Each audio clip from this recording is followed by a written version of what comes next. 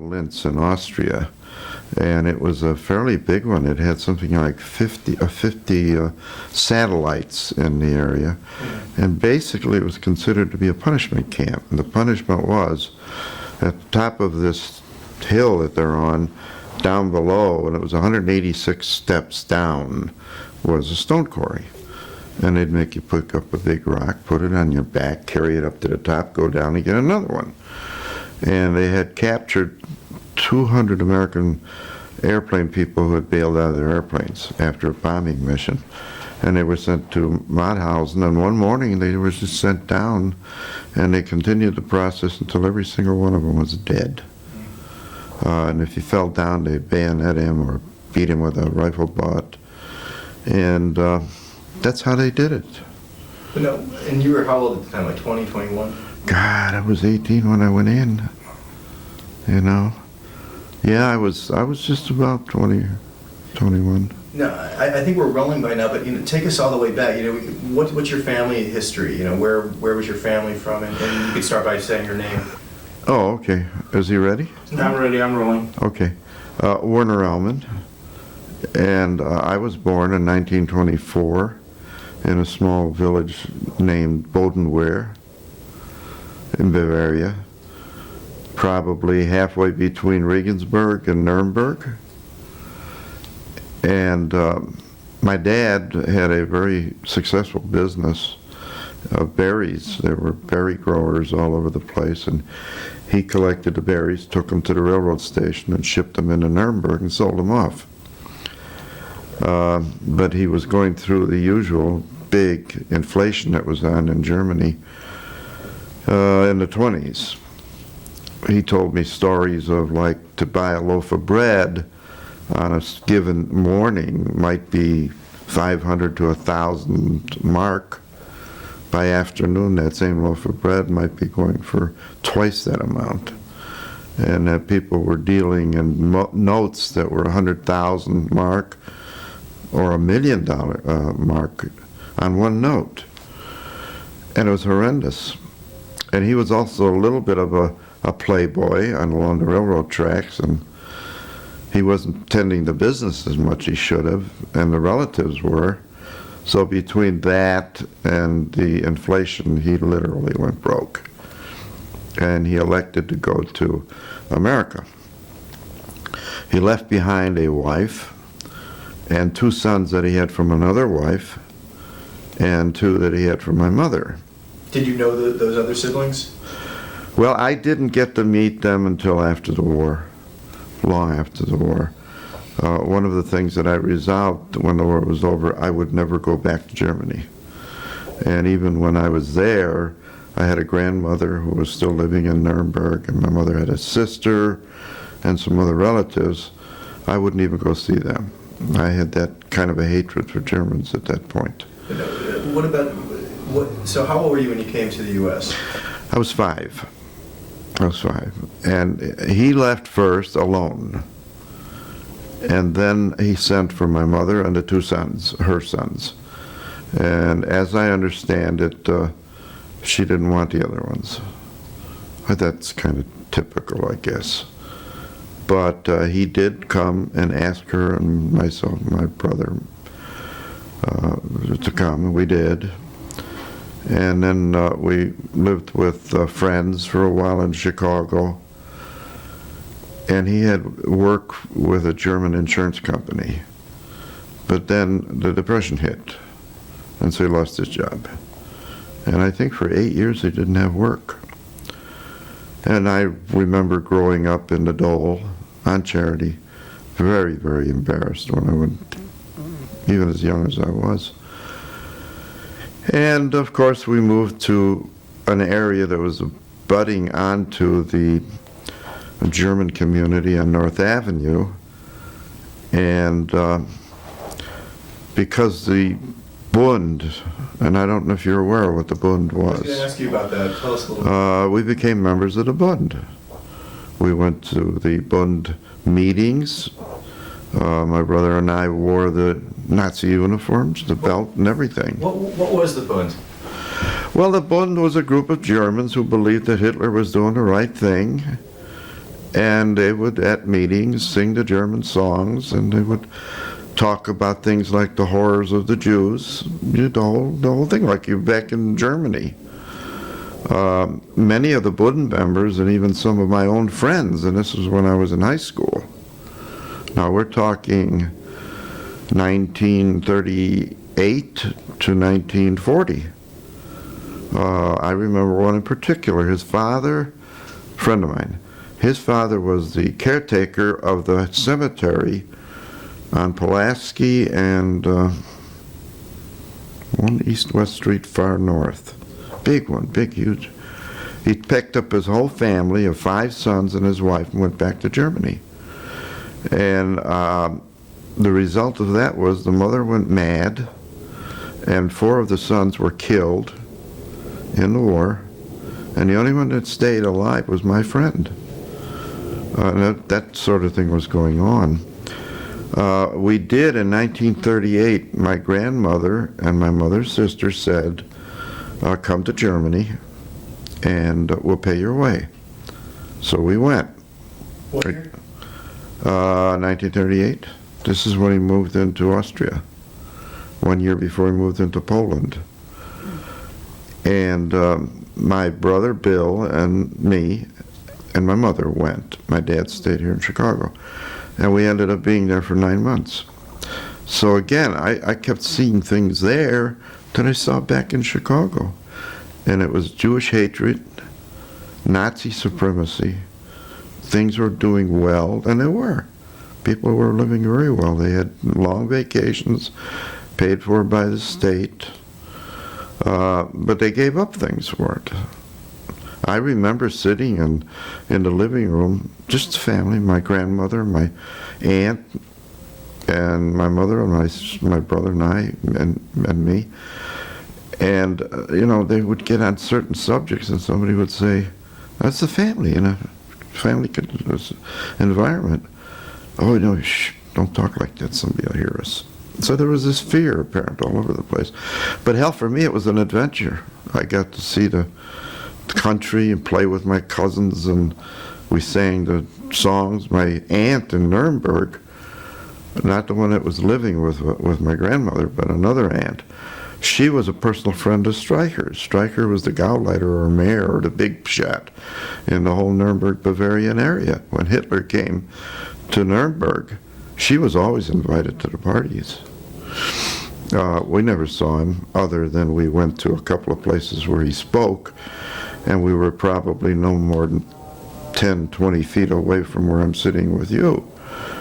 But I saw those things, and I grew up really believing that Jews ate kids. And they did all those horrible things. I'd never seen one. In Chicago, what appealed to the family? You know, what was it that made the Bund so attractive? I think the original attraction was that they were doing better and helping us out financially with much more dignity as comrades rather than as, you know, that group that doesn't want to work, or whatever the hell they called it or referred to. Where did they meet in Chicago? What was the address? There were a variety of places. One was a place on Western, and I think the street was Byron. It was on a corner, and it was a fairly large tavern that had a big meeting room. They also met on the Diversity Avenue right at the L station. It was, what the heck was that place called? I don't remember what it's called. It may come back to me. They also met at the Germania Club on North Avenue and Clark Street, I think. Those are the 3 places I remember. And always had good feelings about the camp I went to in Michigan for 2 or 3 weeks. What was that called? I don't know, Hitler camp, I guess, or something like that, you know. Also, the various parties, like Christmas parties, when they would give us gifts and things, and they had plays they would put on. But there was always, you know, the Hakenkreuz was always around, and the Heil Hitler and the Horst Wessel and all the other things that they did. And I was maybe at that time, I would say at that time I was probably between, I don't know, maybe 8 until literally getting out of high school and going in the Army.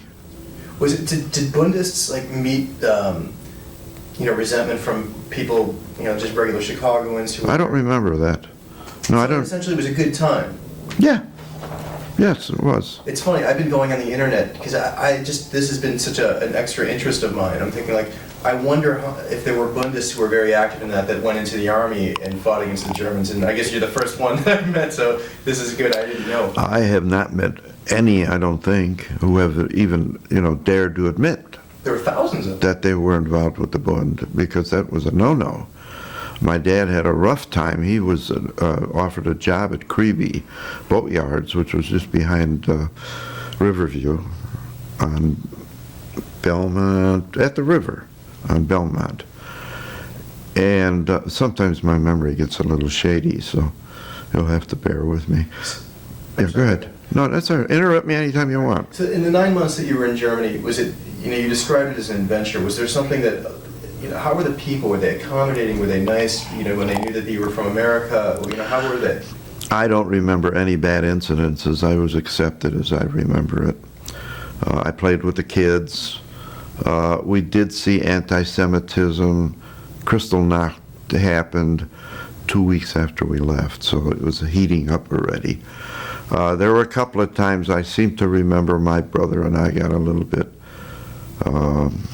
upset about some of those things, but it wasn't very long-lasting or didn't leave that big an impression. We just melted into the environment. So it wasn't much of a culture shock? I don't think so, no. My culture shock came later when I began to see the truth, which was contrary to everything I'd been taught. We'll get to that, but why did your family leave after 9 months? Well, they were making tremendous efforts to keep us there. They wanted us to stay, and they wanted my dad to come over. But I think, again, I didn't get into those things because they didn't have, in those days, they didn't converse with the kids about decisions such as that. But my feeling is that my dad wanted us home. And finally, he managed to pull us out. But I think it was very close to our possibly having stayed there. And you never ran into your other brothers? No, at that time they were in the Army. I don't know if the younger one was or not. In later discussions with them after the war, when I finally made peace with myself and decided that I couldn't live with hatred because I had been leaving hatred, and I said to Liz, I said, I'm going back to Germany. You want to go with me? And she said, sure. So we went back. And the other one was dead, so I couldn't talk to him, and I never really met him. He was in the Army as a medic, and he was sent to Stalingrad. That was the 900-day war, and had never seen action, was a complete recruit, and they got off the train in Stalingrad, and a shell came in and killed the whole bunch, so he didn't see any action. But Herbert, the older one, he told me lots of things, but first I had to make peace with him too and tell him how I felt about the whole thing and that I thought they were all murderers, et cetera, et cetera. But then we did come to peace, and we have a relationship now. But, he said, and I need to qualify something for me, if not for you. I'll tell you things about my family and what they did, but I also have to tell you they were good people, and they were also sucked into this thing. And that's right. So when you came back from Germany and you were again a teenager in 1930, I went to school. I had graduated in 38, so I left my grammar school, which was St. Bonaventure, a Catholic school, and went to Lane Tech. But I was late because we didn't get back until late October. And I just got back into the school swing of things and would continue to go back to the Bund meetings and the camps and all those things until I graduated, and then Uncle Sam called me. And there were some problems there because of our background. Like they wanted to send me to the Pacific and not to Germany. And they said, and there was truth to it, if I were caught by the Germans and they found out that I was of German origin, I'd have a rough time, and I would have. But I wanted to go to Europe. I kept selling on the bases of I would be an advantage to the Army because I spoke the language, knew the custom. Why did you want to go to Europe? I don't remember. Probably because I thought, I don't know. It's a good question. It never entered my mind. I just didn't want to go to. I later rationalized and said, well, you know, I don't like being discriminated against, and that's what they're doing to me. And maybe I did have some of those feelings, but I don't think I was mature enough at that time and politically mature that even had gotten into the equation. Did you have any patriotic feeling towards the U.S. as well? Oh, absolutely. I identified myself as an American, not as a German. That I remember, though I had the beliefs that the Germans had. But I didn't identify that way. I was an American. So where were you, it's a stock question, but where were you on December 7th in 41 when that happened? That was a Sunday, at home. I have more of a vivid recollection of the next day, Monday. I was in woodshop and Roosevelt was speaking. And we stopped all activity and listened to the speech, and that really impressed me. And I remember that more vividly than I did the night before when it was announced. I think my Twin Towers was really Roosevelt's speech. I think these were little minor things that were creeping around in my brain that said, investigate, there's something around here that you need to get involved in. The thinking process of, was this thing I've been taught right or wrong?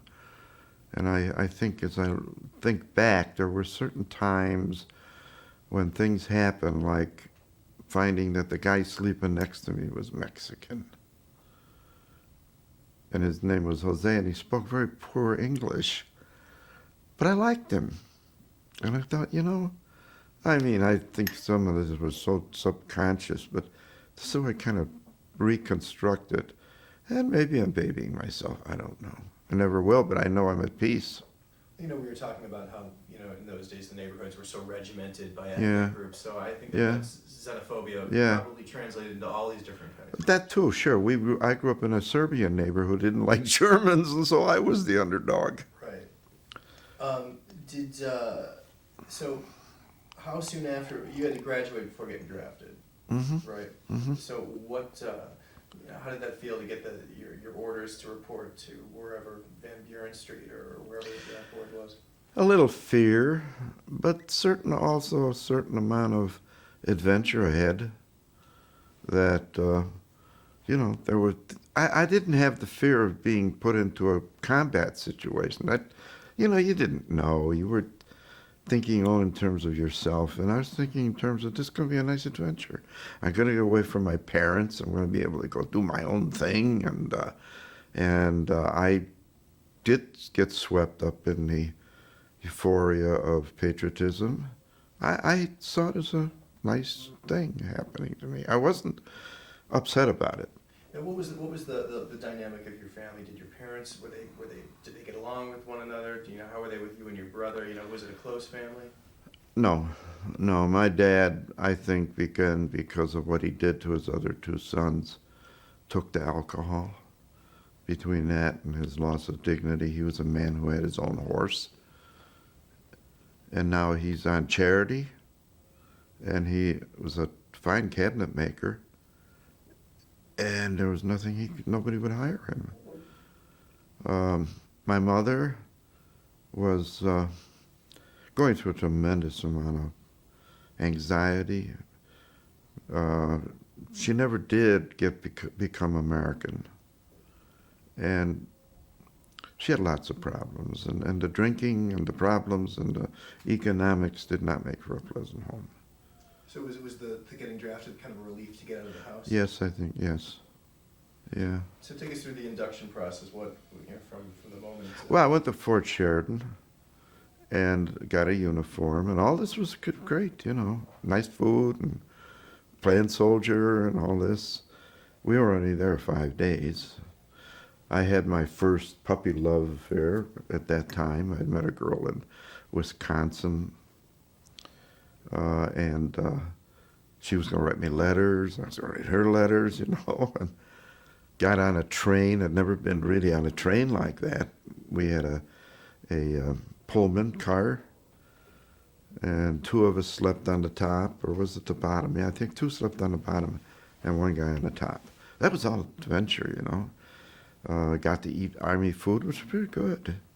And not only that, but went to California and went to a better camp. It was Camp Callan, which was a camp that was geared for the recruits after basic training would end up at officers training or back to a college situation. I don't remember what those names were, but there was everything adventurous about it. It was right next door to La Jolla, and San Diego is down the road, no more than, 20, 30 miles. And we're in uniform, and this is in February. And it's so nice there, So everything in the Army was pleasant, too. I was meeting new kinds of people and having nice discussions, and they had completely different attitudes about things as I did. And I was lucky. I think I was a good learner. Well, it seems like I wanted to learn. You have like an interesting inner dialogue going on at all times. Yes, Like, and still do, That's good. I mean, so did you pick up on that? At what point did you start questioning things? Like I'm meeting a Mexican kid, I'm meeting an Italian kid. In Camp Callan, I'm meeting the better educated person, coming from a better than I came from. Parents who had professional jobs and things of that sort. And there were a variety of religions, and I met a Jew. And I don't remember precisely what I did, but I do know this, that by the time I was going home for a furlough, I was inadvertently talking about Stan. Oh, Stan's such a nice guy, and never saying for a minute, well, he's Jewish. It didn't make any difference. I just liked Stan. And then, of course, at that time, again, every day was a new adventure. Every day was a new learning of something. Going out on my own, not furlough, but 3-day pass, all by myself, hitchhiking into L.A., finding a place everything was, was just adventurous. Is that where you do your basic training? Yeah. So Yeah. How did you take to that? Did you like the physical activity? Could you handle it? Yeah.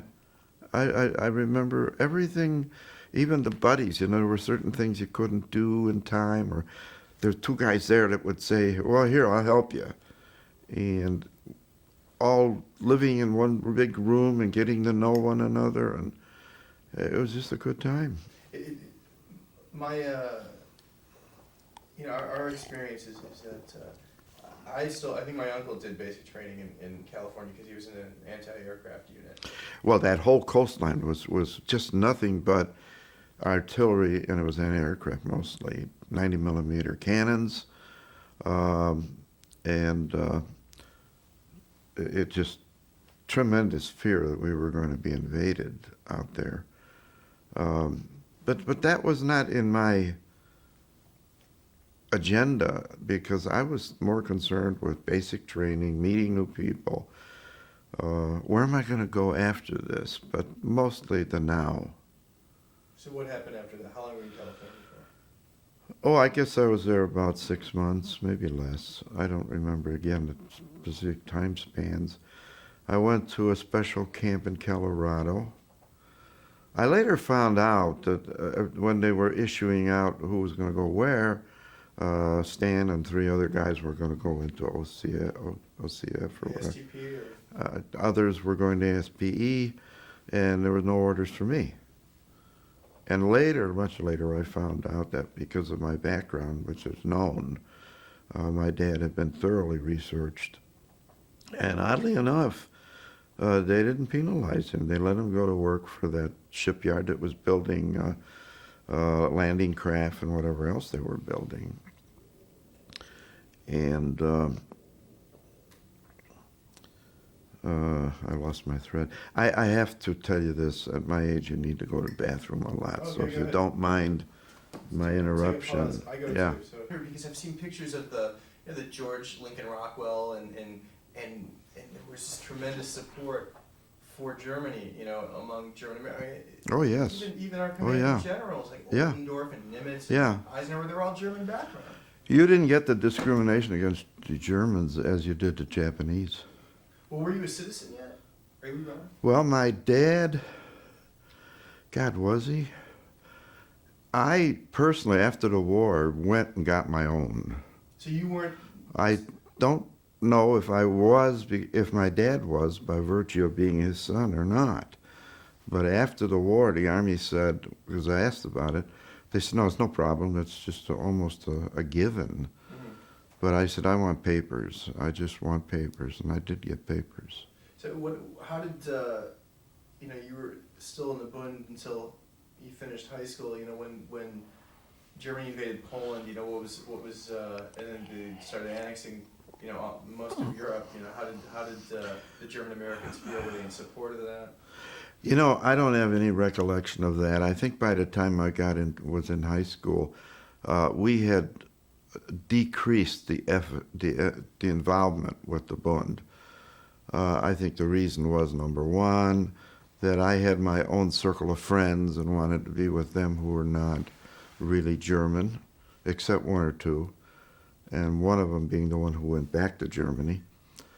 And my dad's working, and he's happy, and he doesn't have that much time. So I think we're kind of backing away from it more and more. And of course here, the thing that was going on was isolationism, and the Germans were kind of, put on ice, I guess. So so you were waiting to get your orders. It took a little while. Right? Oh, in California, yes. And then I was sent to what was the name of Camp Carson in Colorado, and there I did some of the mountain training. And then after that, and that wasn't long. That was probably no more than, I'm guessing, a month maybe. And then I was sent to Fort Bliss in Texas. And I was given training this was mainly an armored camp, tanks and that sort of thing. And then I was given some training on that and weaponry. And I was sent to a number of different classes and schools, and ended up in the intelligence communications group.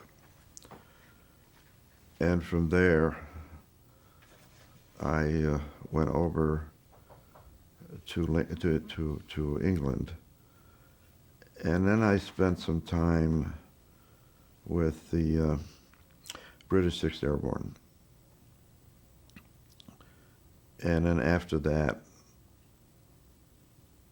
I went over into Europe. What were you doing with the British 6th Airborne?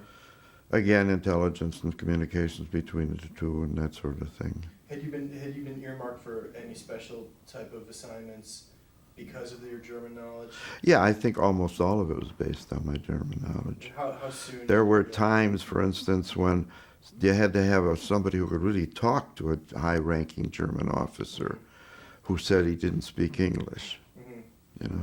So when you came back from Germany and you were again a teenager in 1930, I went to school. I had graduated in 1938, so I left my grammar school, which was St. Bonaventure, a Catholic school, and went to Lane Tech. But I was late because we didn't get back until late October. And I just got back into the school swing of things and would continue to go back to the Bund meetings and the camps and all those things until I graduated, and then Uncle Sam called me. And there were some problems there because of our background. Like they wanted to send me to the Pacific and not to Germany. And they said, and there was truth to it, if I were caught by the Germans and they found out that I was of German origin, I'd have a rough time, and I would have. But I wanted to go to Europe. I kept selling on the bases of I would be an advantage to the Army because I spoke the language, knew the custom. Why did you want to go to Europe? I don't remember. Probably because I thought, I don't know. It's a good question. It never entered my mind. I just didn't want to go to. I later rationalized and said, well, you know, I don't like being discriminated against, and that's what they're doing to me. And maybe I did have some of those feelings, but I don't think I was mature enough at that time and politically mature that even had gotten into the equation. Did you have any patriotic feeling towards the U.S. as well? Oh, absolutely. I identified myself as an American, not as a German. That I remember, though I had the beliefs that the Germans had. But I didn't identify that way. I was an American. So where were you, it's a stock question, but where were you in December 7th in 41 when that happened? That was a Sunday, at home. I have more of a vivid recollection of the next day, Monday. I was in woodshop and Roosevelt was speaking. And we stopped all activity and listened to the speech, and that really impressed me. And I remember that more vividly than I did the night before when it was announced. I think my Twin Towers was really Roosevelt's speech. I think these were little minor things that were creeping around in my brain that said, investigate, there's something around here that you need to get involved in. The thinking process of, was this thing I've been taught right or wrong? And I think as I think back, there were certain times when things happened, like finding that the guy sleeping next to me was Mexican. And his name was Jose, and he spoke very poor English. But I liked him. And I thought, you know, I mean, I think some of this was so subconscious, but so I kind of reconstructed. And maybe I'm babying myself, I don't know. I never will, but I know I'm at peace. You know, we were talking about how, you know, in those days the neighborhoods were so regimented by ethnic groups, so I think that's xenophobia probably translated into all these different kinds. That too, sure. I grew up in a Serbian neighborhood who didn't like Germans, and so I was the underdog. Right. So how soon after, you had to graduate before getting drafted, right? So what, how did that feel to get your orders to report to wherever Van Buren Street or wherever the draft board was? A little fear, but also a certain amount of adventure ahead. That you know, there was. I didn't have the fear of being put into a combat situation. That, you know, you didn't know. You were thinking in terms of yourself, and I was thinking in terms of, this is going to be a nice adventure. I'm going to get away from my parents. I'm going to be able to go do my own thing, and I did get swept up in the euphoria of patriotism. I saw it as a nice thing happening to me. I wasn't upset about it. Now, what was the dynamic of your family? Did your parents did they get along with one another? Do you know, how were they with you and your brother? You know, was it a close family? No. My dad, I think, began because of what he did to his other two sons, took to alcohol. Between that and his loss of dignity, he was a man who had his own horse. And now he's on charity, and he was a fine cabinet maker, and there was nobody would hire him. My mother was going through a tremendous amount of anxiety. She never did become American, and she had lots of problems, and the drinking and the problems and the economics did not make for a pleasant home. So was the getting drafted kind of a relief to get out of the house? Yes, I think, yes. Yeah. So take us through the induction process, from the moment. Well, I went to Fort Sheridan and got a uniform, and all this was great, nice food and playing soldier and all this. We were only there 5 days. I had my first puppy love affair at that time. I'd met a girl in Wisconsin, and she was going to write me letters. I was going to write her letters, and got on a train. I'd never been really on a train like that. We had a Pullman car, and 2 of us slept on the top, or was it the bottom? Yeah, I think 2 slept on the bottom and 1 guy on the top. That was all adventure, got to eat Army food, which was pretty good. And not only that, but went to California and went to a better camp. It was Camp Callan, which was a camp that was geared for the recruits after basic training would end up at officers training or back to a college situation. I don't remember what those names were, but there was everything adventurous about it. It was right next door to La Jolla, and San Diego is down the road, no more than, 20, 30 miles. And we're in uniform, and this is in February. And it's so nice there, So everything in the Army was pleasant, too. I was meeting new kinds of people and having nice discussions, and they had completely different attitudes about things as I did. And I was lucky. I think I was a good learner. Well, it seems like I wanted to learn. You had like an interesting inner dialogue going on at all times. Yes, Like, and still do, That's good. I mean, so did you pick up on that? At what point did you start questioning things? Like I'm meeting a Mexican kid, I'm meeting an Italian Well, kid. in Camp Callan, I'm meeting the better educated person coming from a better than I came from. Parents who had professional jobs and things of that sort.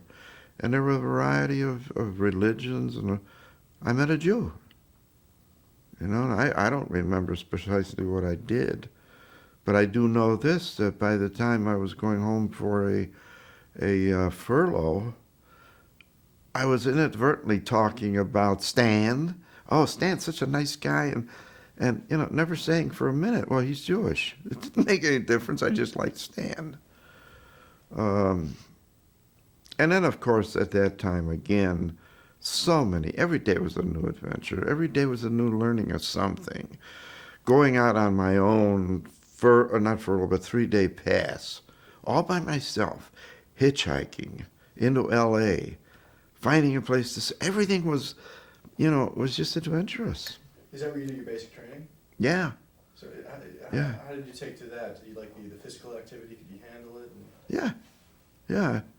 I remember everything, even the buddies. There were certain things you couldn't do in time, or there were 2 guys there that would say, well, here, I'll help you. And all living in one big room and getting to know one another, and it was just a good time. Our experience is that I think my uncle did basic training in California because he was in an anti-aircraft unit.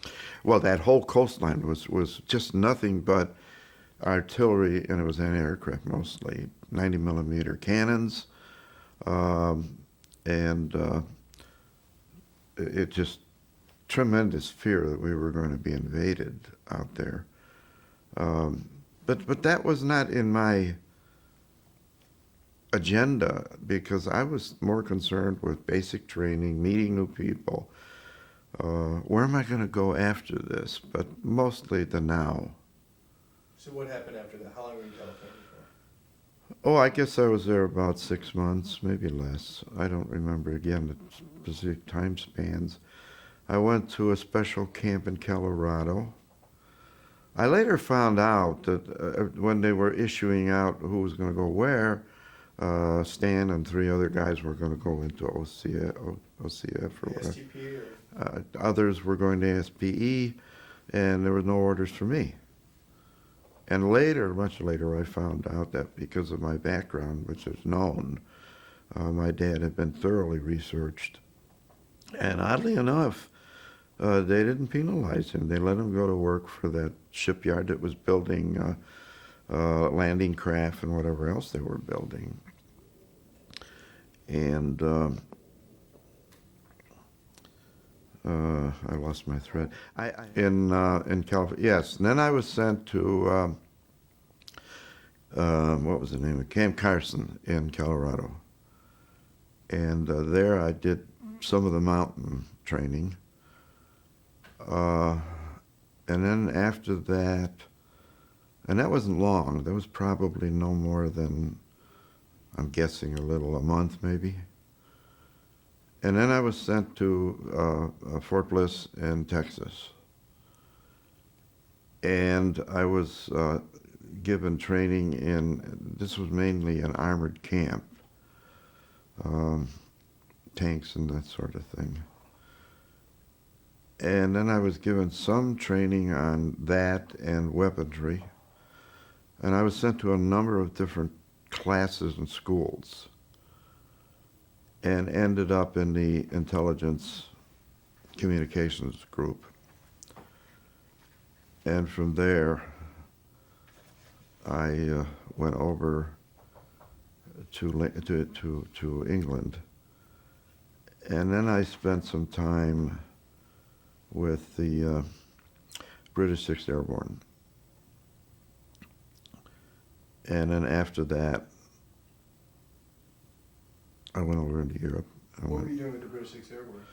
Again, intelligence and communications between the two and that sort of thing. Had you been earmarked for any special type of assignments because of your German knowledge? Yeah, I think almost all of it was based on my German knowledge. How soon? There were times, for instance, when you had to have somebody who could really talk to a high-ranking German officer who said he didn't speak English. Mm-hmm.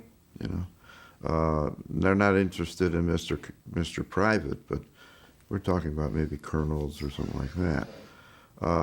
There are also many times that it was needed that somebody who could understand would do night patrol work and go. There was just a variety of things, and always down deep, you know, it was because of the language that I had and the cultural things that I knew. How long were you in England for, and especially before the invasion, did you go over? Well, it was a matter of going back and forth. Mm-hmm. Let's see, after D-Day, I don't know how many times. There were times I went back for briefings or whatever. There was also a time when I did some time with the 101st. And then, really, though, the assignment that I had, and always being detached to someplace else, was the 11th Armored Division. And I ended up finally going with them permanently, was after the Bulge. So this was a CIC outfit, right? Or were you just by yourself? A lot of times I was by myself. So you didn't belong to a particular unit, it was whoever... Well, I operated out of the headquarters of the 11th Armored Division, who literally kept me as being on their roster. I was never ever sent any place for permanent reasons, and then the orders were changed or something. I had a certain classification that meant if something was needed and I could fulfill that, they would have me do that. Was that 1st Army, 2nd Army, 3rd Army? Third. So that was 3rd Army. So at what, where were you on the days before D-Day and when the invasion happened? Were you in England? France.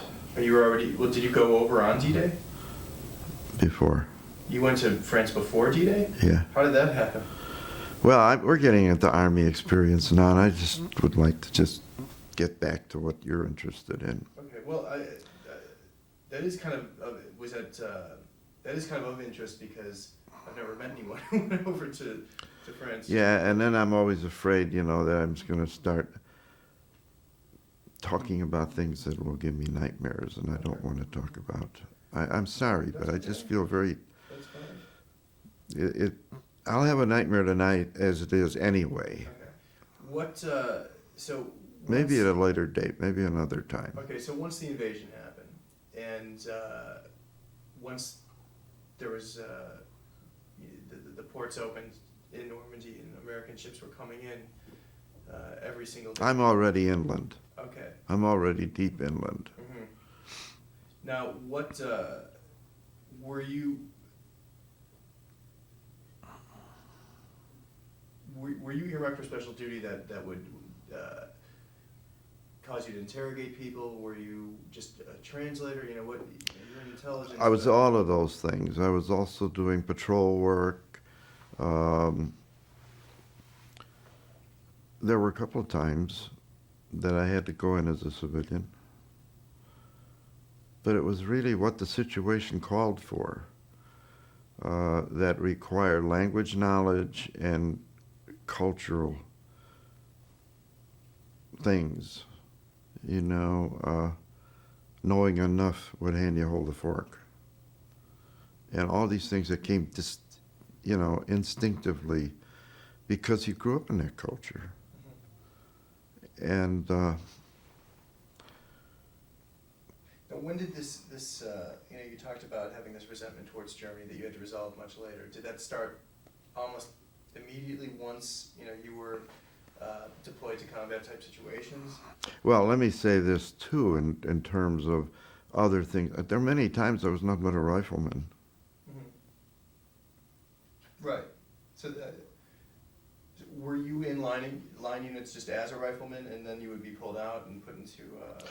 No, it would be because I had been someplace and done something and there was nothing else for me to do. I stayed where I was. Mm-hmm. With no assignment, and that meant that, you know, like you got some things to do for self-preservation. Right, right. At what point, when you realized that you were going to Europe and that the war, you know, Germans had declared war on the U.S., you know, the fact that, you know, how would you describe, you know, your feelings toward that? Was there a certain ambivalence? I mean, you know, you were German. I don't remember any real anxieties. I was with the flow and let come what comes, and that was fine. I think when you're, you know, 19 years old or whatever, it's hard to describe, you know, but there was no frame of reference at the time. Everything past had not been that bad, and you didn't know what was coming. Mm-hmm. You know, and that was a shock. That was a shock. Mm-hmm. And that's one I never got over. Because when I started, because now I'm giving up a religion now. I'm beginning a process of really becoming an atheist. Mm-hmm. And the Reader's Digest can go to hell. What's up with the Reader's Digest? Is that... Well, you know, I've never seen an atheist in a foxhole. Mm. It's not true. Because the one I most remember is just before a big occasion, we'd all be called together and there'd be a chaplain, be Catholic or whatever, or a rabbi, and we would be told about what we're doing and how important it was and how God was on our side and those bastards over there were going to pay for this. I kept thinking, you know, I got two brothers over there. What's he going to do with them? Mm-hmm. They're being told the same thing. And that got me to really thinking, and it was a long process. But I actually literally said, and I wanted to be a priest at one time, this is not right. There's just no God up there. Now I've come to revise that somewhat, but I'm still only a deist. So it did go in your mind that there was a certain irony that you... Yes. Oh, yes, absolutely. But, you know, how much of it was subconscious and how much was conscious is still a difficult thing for even now for me to pull out. But I know that it always was an occasion or a person that got me thinking along certain lines. And thank God I ran into the right people. Do you recall the first occasions where you were called to interrogate somebody? I mean, do you remember the first droves of German prisoners coming to the rear? I was probably upset, but again, I can't pick out anything. You know, a lot of stuff I think is still buried down there. Mm-hmm. I think, and I did go through psychiatry after I got out of the Army. And again, I was lucky. Each time I was lucky, I got to the Rogers School of Psychiatry at that time, which was that even the sex of the interrogator is important, or the person who's doing therapy for you or with you. And it was not for you, it was with you, with them. And they finally concluded that I should have a female person who was working with me. And there again, it turned out that the most influential people in my life were all women. There were 5 of them, and it's... So how would you explain? I'm uncomfortable, but don't worry. That's okay. I'm not. What? Okay. What was Werner Ellmann's order of battle from? Let's say the time you got to France. Do you remember the towns that you went through? You probably were moving. Very fast. few. Very few. Was it just kind of a steady flow? The big time for me for remembrance is the Bulge, Bastogne, and it's a series of things. There were very few days when the sun was out, which meant that we had no air support. We had no resupply. The airplanes couldn't fly. So we were running out of ammunition, we were running out of food, and on top of it, I don't think in that 30-day period, there was a day the temperature wasn't above 10, and below 0 many, many times. I remember things like the Army truck that was the mess truck, where they would have stoves in the back end of the truck, and it was a canvas cover. And the cooks were in there bare-breasted from the heat of the stoves, and below that their feet were freezing, totally freezing. Never being in a house in that period of time. And then on top of it, that you're completely surrounded by a very active German army. That was the one thing that still stands out as prime. The other things were fast movement, lots of action, lots of guys getting killed. How would you sleep every night? Wherever you were. Did you dig a hole? Yeah. How would you dig a hole when it was frozen on the ground? Hard. But that was always something, the first thing you did. If you were, no matter what the terrain, it could have been rock. You just tried to get down as low as you could. And in those days, during that period, it was usually at least 3 guys in one hole. And the guy in the middle was kept warm, and then when you switch around. And the other thing I remember is whenever we hit any place that we could go scrounging, we'd always look first for booze. And there was always one guy designated to be the guy to carry the booze. And if you were designated, you were about as safe as you could ever be, because everybody made sure nothing happened to you. But that's about it. And were you attached to the 11th Armored Division at this time during the Bulge? Yes. Okay. Well, I was in there with the 101st. Mm-hmm. They were in there. The 11th came later. They came later. They came when it was still in siege, but it was close to the end. So when you're attached to another unit, I mean, do you arrive, like, do you arrive alone? Do you report to the headquarters company? Do they tell you, okay, go down the road, you're with these guys? Well, like I hooked up with the British 6th in Bastogne. They were in Liège, which was probably, 50 miles from where we were. And we had to get through the German to get into with them because we would cut off on communications. And I went with a captain. And other times I would go with just written orders or whatever, There were just always different things and ways. But it always was the situation and what it called for and how urgent it was and how most convenient, so the introduction would be of a sort that we didn't have to spend 9 days trying to figure out who the hell I was, because that was the time when the Germans dropped 500, I think it was 500, maybe it was more, Germans like my high school buddy who went back. And they were in American clothes that had been saved from when they'd captured or killed. and they were dropped to pose as American officers and soldiers and disrupt as much as they could.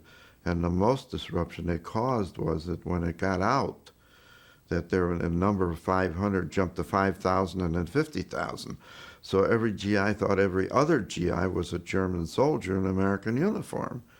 Horrendous days, you know. That put me into a hell of a spot.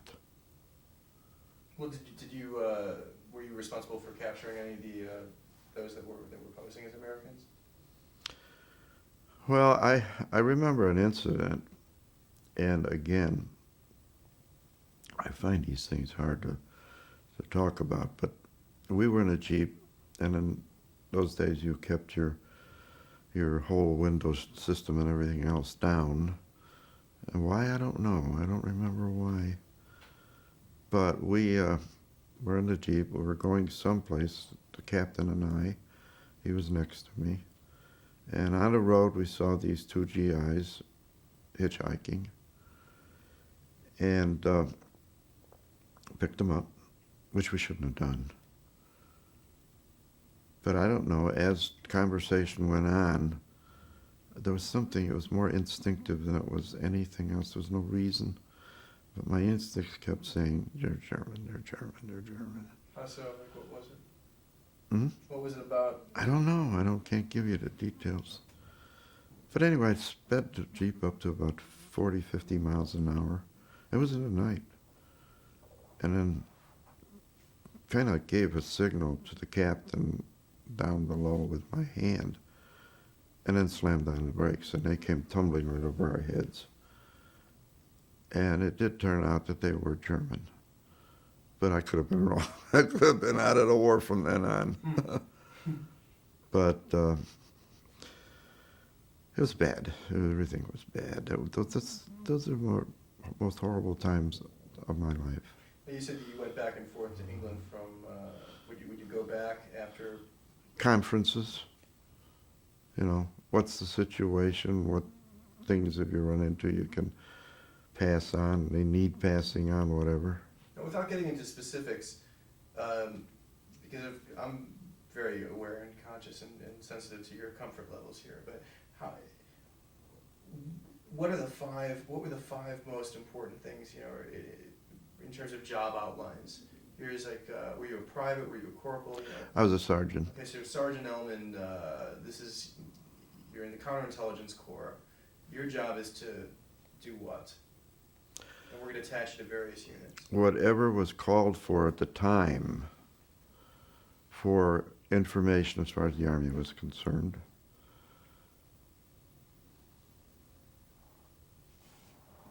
I guess that's basically the best description. But you know, there are lots of different types of counterintelligence. You know, a guy like Henry Kissinger probably saw no combat, or other people might have been in Le Vicenay, in a suburb of Normandy, or in a suburb of Paris. How was it that you were designated to be attached to combat units, where you in fact would have to perform combat duties? Well, any time that you're up in front or behind, that's a given. Mm-hmm. That's probably the first priority, is to preserve your own life. Mm-hmm. And then from there, accomplish your mission, because there's no good in me getting killed. Mm-hmm. Now, you mentioned something about scouts. We're doing a story right now on on a red.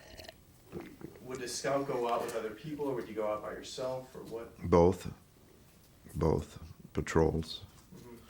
Mm-hmm. Maybe a patrol is being sent out, and none of the guys speak German.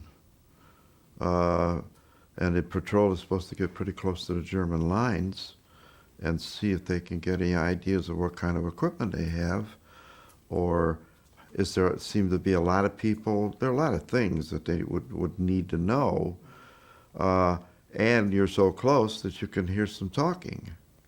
And maybe there's more to be gained from hearing what they're talking than there's to be gained from looking and seeing that they've got Tiger tanks, which we probably know because we know the makeup of an SS division. Well, because you start to kind of, you know, look at yourself and say, okay, I'm this former Bundist, and I'm from the U.S., but, I have family in Germany, but, here, by the time you're in the Battle of the Bulge, you've already made it through the hedgerows of Normandy, you've already been pushing west, and you're seeing dead GIs, dead Germans.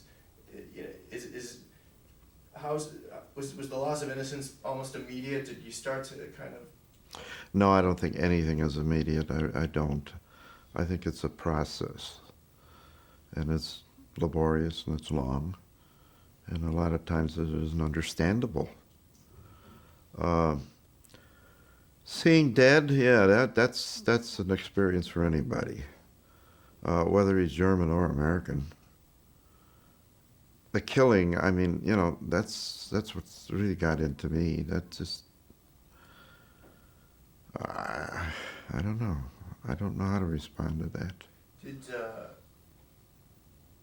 And I'm talking without thinking about a lot of things. I'm just trying to give you as it comes out. I'm not trying to think it ahead of time. No, I'm not asking you to.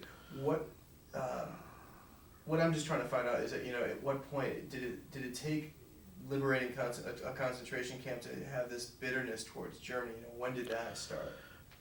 I think that did start at Mauthausen. Mm-hmm. I think it did. Yeah. I did have, I think, again, and I have to qualify it always by saying I think, but I think that it left me again. You're doing a good job. Thanks, but the bitter feelings, at what point did it start? I think it wasn't bitter that I was going through. It was fear. It was fear. What are they going to do to me if they catch me? What kind of, thing will my parents think because I'm not writing and answering their letters anymore? Are they going to hurt me? I mean, I think that's what I was going through rather than those dirty bastards. See, Mauthausen was so different because it was the first time I saw civilians. Before it was all uniforms, guys who had a gun, and guys who wanted to kill me. But these are little kids. These are old men. These are women. They didn't have guns. They didn't have uniforms. And look what the hell they did to them. And how could my own family be involved in something like that? And then I think it finally evolved into, it's your fault too. You're German. So you had mixed, did you have guilt as you... I definitely developed guilt. But did you have guilt before Mauthausen? Did you have guilt, No. After a battle? No, I don't think I had guilt until after Mauthausen. And then, of course, the trials. That intensified it because from there I did courtroom work, investigational work, and I literally lived in Dachau. And then it really went into rage. No. And it really exploded for the first time when I was leaving the camp in my Jeep all by myself, and I drove away from there, and out in the field I saw some farmers working. They could see the camp. And I went out there on foot and I said, "Do you know that camp was there?" And I started to query them. And their answers were so lousy that I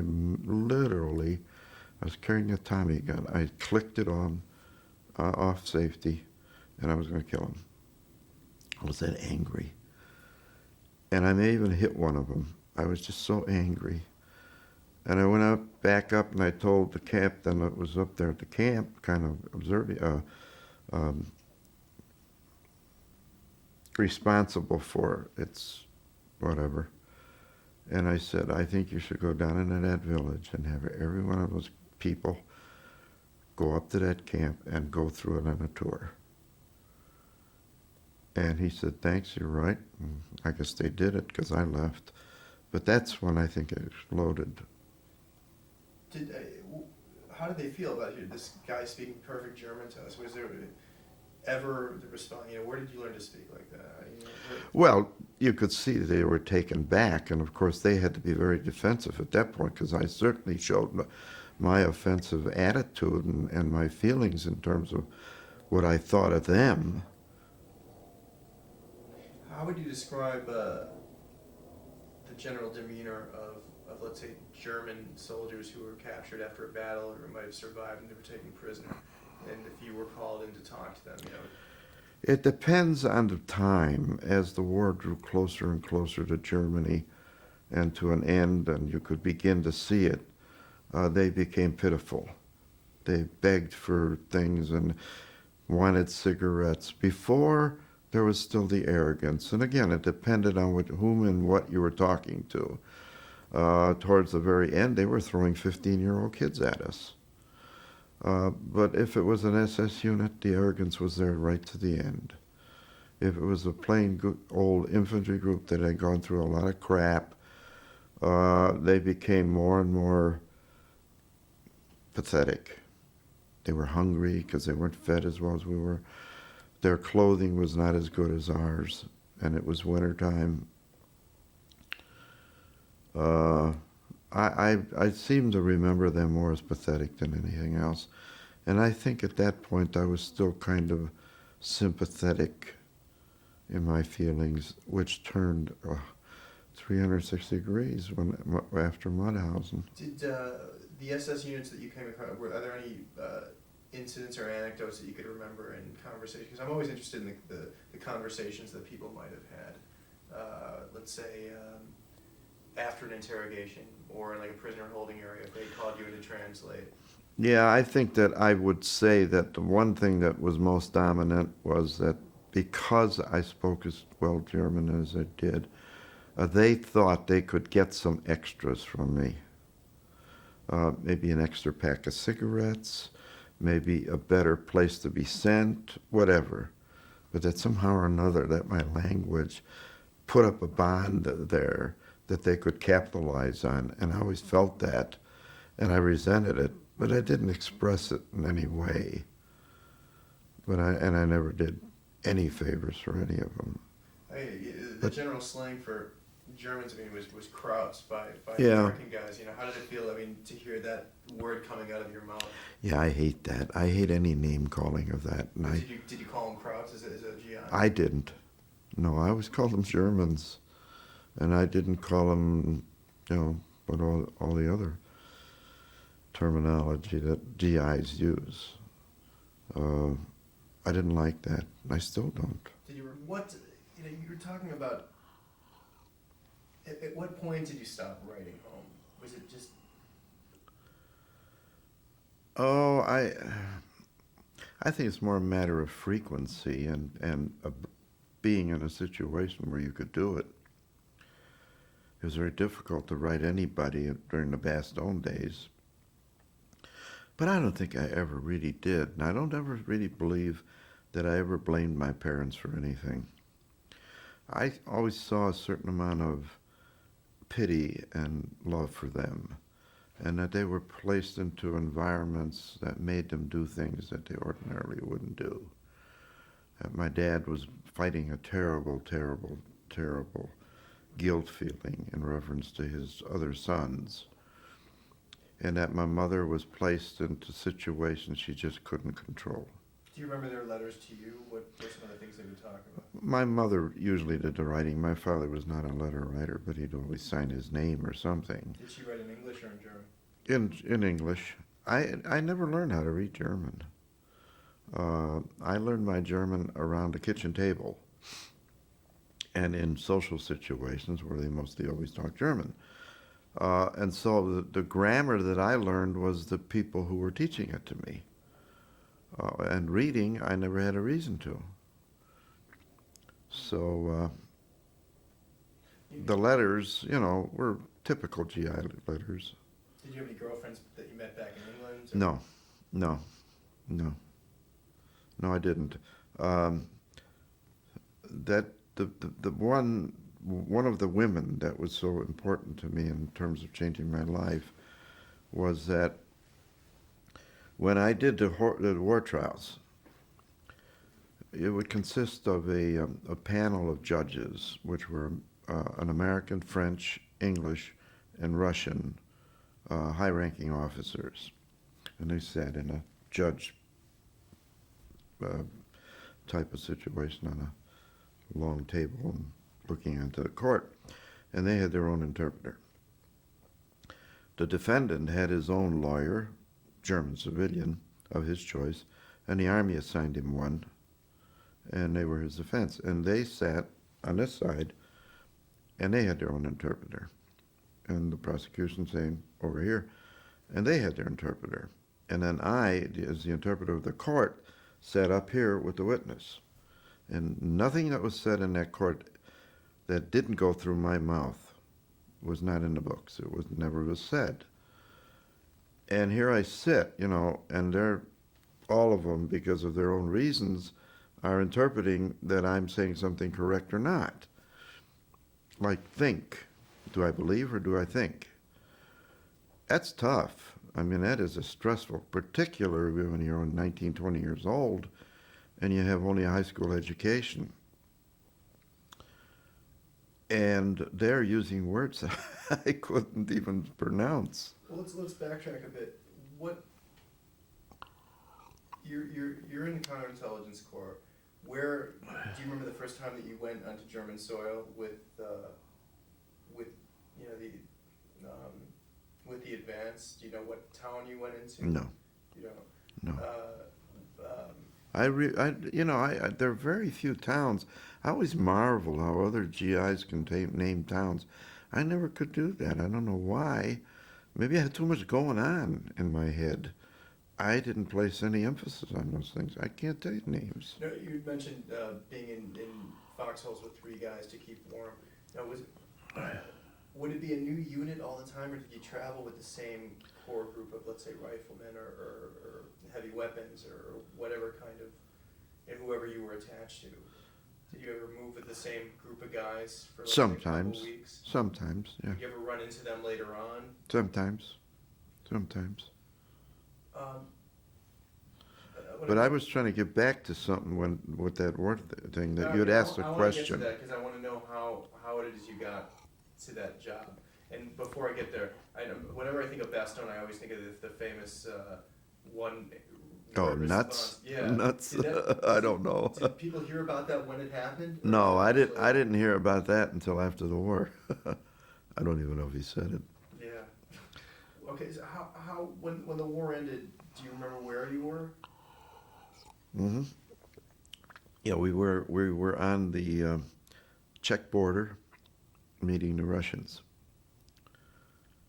and there was a river, and it was with a bridge, and we were supposed to go there, the unit, and stop the Germans from crossing the river, because they didn't want to be captured by the Russians.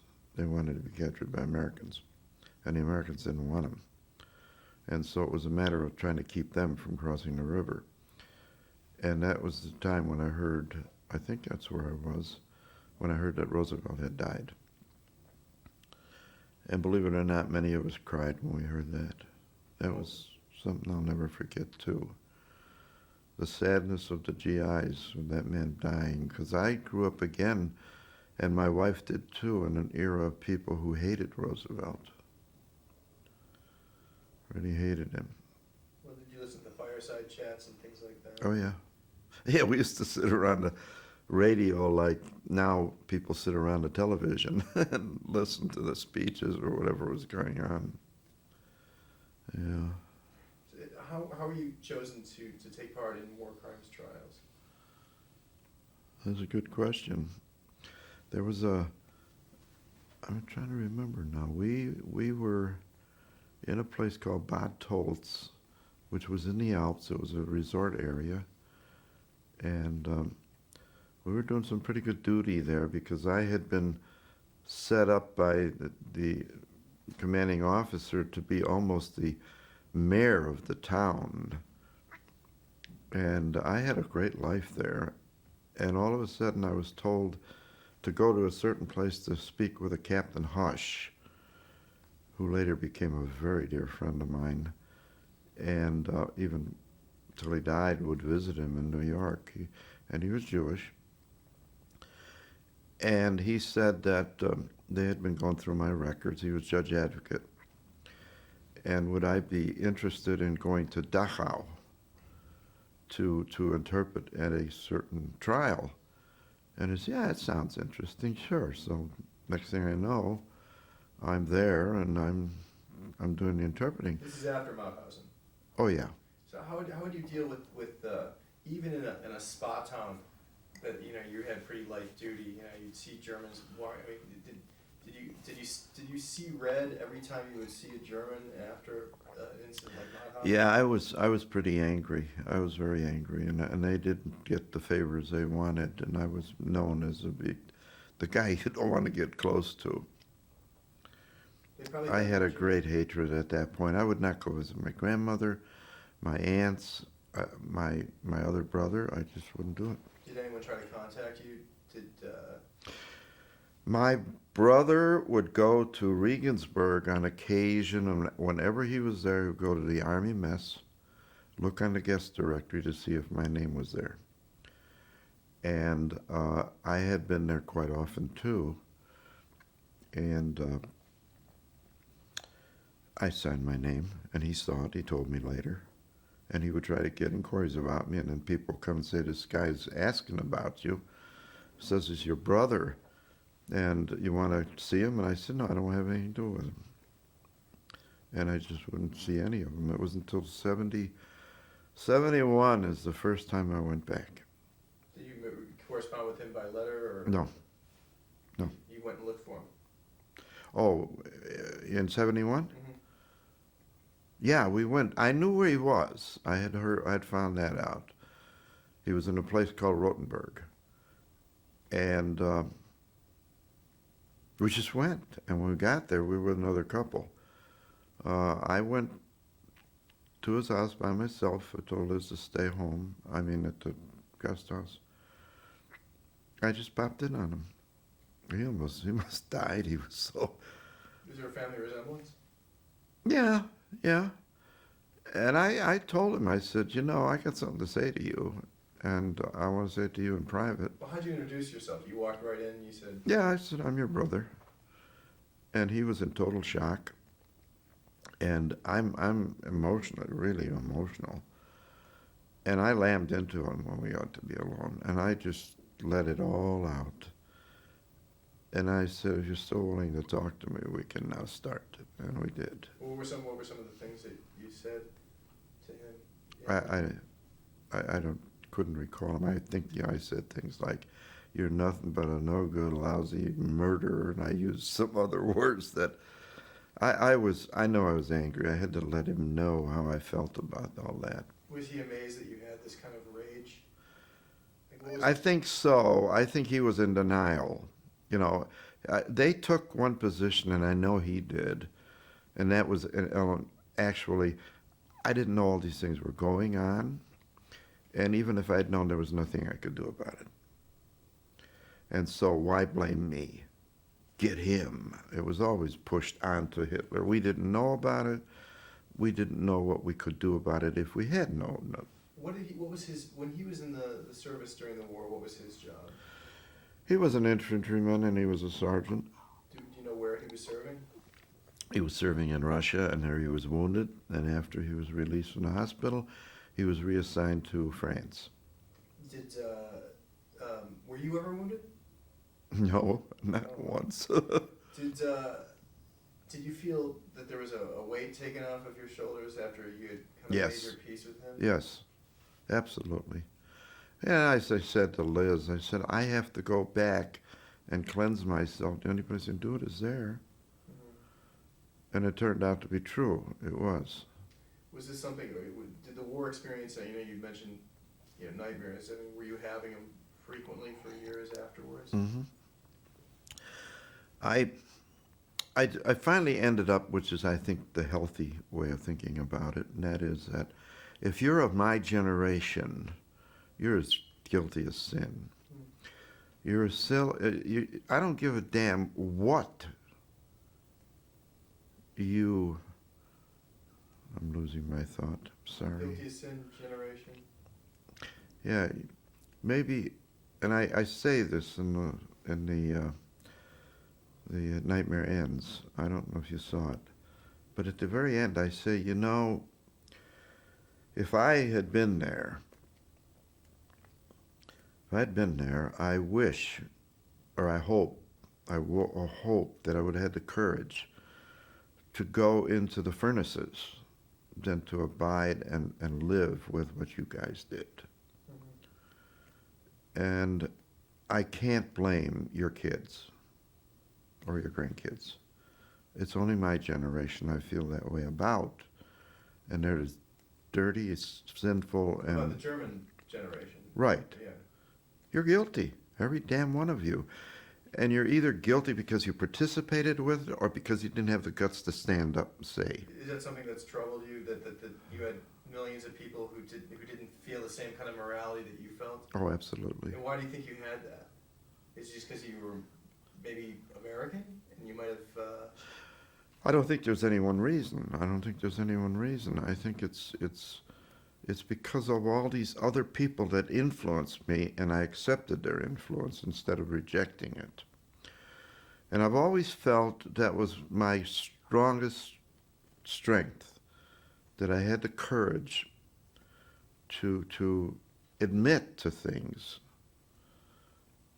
and that I would make the right decision, even if it was very detrimental to me. I had to stand up, and I feel that way today. I'm going to be standing in silent vigil, a government building, to protest this war we're conducting. I think we're very wrong in what we're doing. And I just am going to keep saying that, and I don't care who I'm saying it to. Well, why do you feel that way? Why? Yeah. Well, I feel that way because did you know that we have killed more civilians than the towers? Probably did it in 2 days. Yeah. And all those reasons, which I again come back right to the war and to the Holocaust. I felt that way during the Vietnam War. In Highland Park, where it wasn't very healthy, we stood in silent vigil. And there were only 6 of us. And the police came out, and this was every Saturday, with a camera very close to you and clicked your picture. But it began something. It began a process. And that process was that eventually enough people were willing to stand in silent vigil that the war ended. Did you have kids who were... Absolutely. I told them I would drive them to Canada if they wanted me to. And that's one of the good rewards. My kids become very good liberal people that love life and people and try not to hurt anybody. For your sake, we're probably getting off the track. This is how I think. Okay, all right. You do a really good job. Oh, You make thank me you. feel... I think you're getting some things out of me that others couldn't have. And Well, I I'm appreciate glad because I guess I need some more diarrhea. Yeah. So does the cameraman. What explain to me, okay, you were talking about various incidents, with Different people. well, in Dachau, what was your principal job, and were you seeing, and who was being tried there? Well, the first one that I was involved in was a mayor of a very small German town. And the bombers would come over that town on the way home from bombing Berlin. And some of them were wounded, and some had more bombs on board than they felt was safe to land, and so they would dump them on the way home. And they dumped some on his village, and it killed his wife and daughter. And the next night he got about 30 of the villagers with pitchforks to go out into the field where a plane had crashed, and they'd seen the parachutes because they all got out, and they pitchforked all the crew to death. And that was the trial for him. And his punishment was decapitation, which is the worst thing you can do to a German. Shoot him, that's fine. But decapitation, that's for peasants, that's not for... There's no dignity to it. That's crazy, the mentality, But there were a variety of trials. But the point I was wanting to make before in reference to this, the stress was so bad that you only worked a half a day. And then you wouldn't get put on a case or a case anymore for maybe 3 days. And then I would either have to go out and interrogate people in different places, both in uniform and in civies. And the rest of the time was yours. And so 3 of us wrote a play, Hotel Rhythm. And it ended up that there were 2 major shows in Europe, Hotel Rhythm and Brother Rat. And when I went home, it was playing all over Europe, the GIs. In Russia, in Spain, and France, wherever. What was it about? Oh, it was cornier than hell. It was about Johnny coming home from the wars. It was a musical comedy with probably more songs and dance than anything else. Who wrote the songs? The 4 of us. Oh, really? Who And played then the music? one of the guys was a musician. He was also the chaplain's helper. They all had jobs where they had free times. And there was a Red Cross unit there, and they had a huge complex where they served coffee and things, and they got involved in it. And then Captain Hush said, Werner, you need some actresses, and there's a unit called CATS, Civilian Actress Technicians. They're in Regensburg. They just got here, 100 of them. And their purpose for being here is to hook up with shows that GIs are trying to put on, and they will help them and they'll act with them. And Mickey Rooney was there involved in that too. And so he gave me a pass, and he said, go on over there and see if you can bring some actresses back. So I did. I brought 4 back. And, you know, I had no intention. I didn't even think of college. It didn't in my economic class. And my parents, with all the problems they had, they didn't talk college. I was going to go to Lane Tech, graduate, and go to work. But you had a GI Bill, though, to come home to. Well, right, and I hadn't even been thinking about that. But anyway, one of the actresses had a tremendous influence on me. She introduced me to thinking about college, finally convinced me to do it, introduced me to a lot of things that I had no concept of in the arts and whatever else, philosophy, books. And so people were always helping me and giving me, and I was damn lucky I was running into the right people. Was this a girlfriend? Yeah, we did develop some sort of a relationship. Her father was a managing editor for magazine, a big national magazine. But that all ended when we both came home and got back into our own environments, hers being Evanston on the shore, her dad having a very, very important job. And I'm just an uneducated, uncultured kid. It's interesting that she had come from The uniform is, area. yeah, right. And the uniform changing to civilian clothes and the environment, everything was different. And we both said, hey, this ain't for us. It was a nice friendship. How was it that you were able to kind of branch off and do a theatrical type of thing after? Again, it was just, we went to a movie, thought it was the worst movie we'd ever seen. We could probably write a better one. Just, you know, how things happen. And all of a sudden, you're doing it. Yeah. And then we're being encouraged by the Red Cross, who would like to have some entertainment anyway, and these guys are trying something, so let's encourage them. Do you have a copy of the play? Yeah, I still do. I'd like to see that. The program, everything, yeah.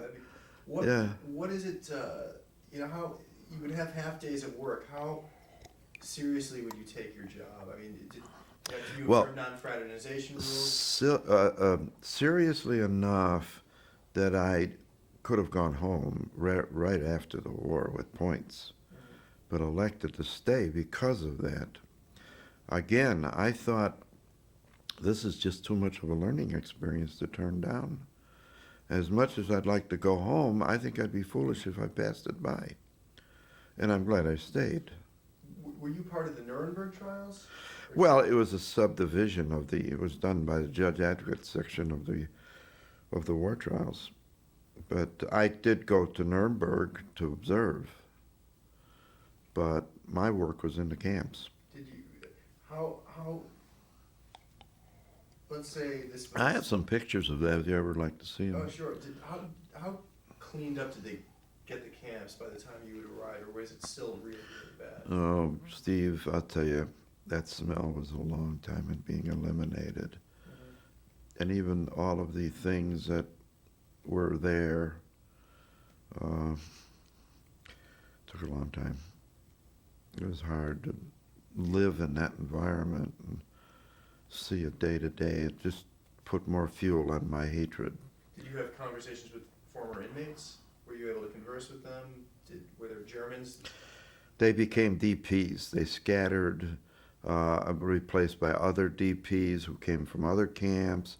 You know, it was on a constant remingling of people. And I guess I had so much to do when I was working that I didn't even want to talk to any of them after. I just wanted to be around GIs and not have anything to do with them. Though I had to do it when I was in uniform and on duty. Yeah, but that's what I mean. You know. So I wanted away from Were it. the DPs still, let's say, in the Some. barracks? Oh yeah, some. Took a long time to get them all. You know, some didn't know where to go. They lost everybody that was related to them. When did you realize that the vast majority of the inmates were Jewish? I don't know if they were at Mauthausen, but because there were so many different kinds of nationalities. But when did you realize that this was kind of a purge against Jewish people, and you started to re-examine? Not until I got home. You know, they weren't Jews then. They were just DPs, or they were. Seldom was it asked, well, what country did they come from? When you were official, you might ask those questions, but not when you're on your own.